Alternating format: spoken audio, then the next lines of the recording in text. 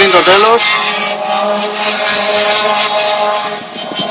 Βρισκόμαστε με τον Σημειών πρώτο.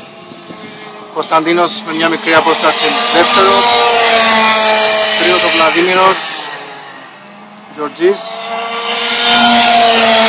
Και αυτό το Πάμπουκα. Γράφει 16, τι είναι? 16 λάθος.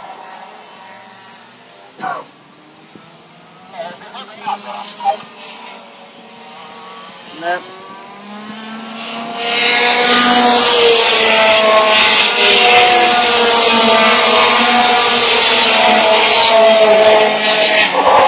Να τερματίσει ο Σημειών.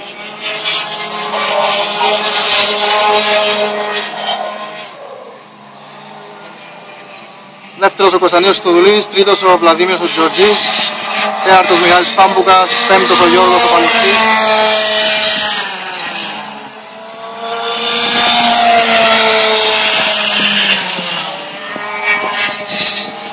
Να σημειώσουμε ότι ο καλύτερος χρόνος μέχρι στιγμής είναι από τον Σημειών και ο πέμπτος, ο Γιώργος ο Παλουρθής, έχει σημειώσει προς το παρόν τον δεύτερο καλύτερο χρόνο, αξιοσημείωτο.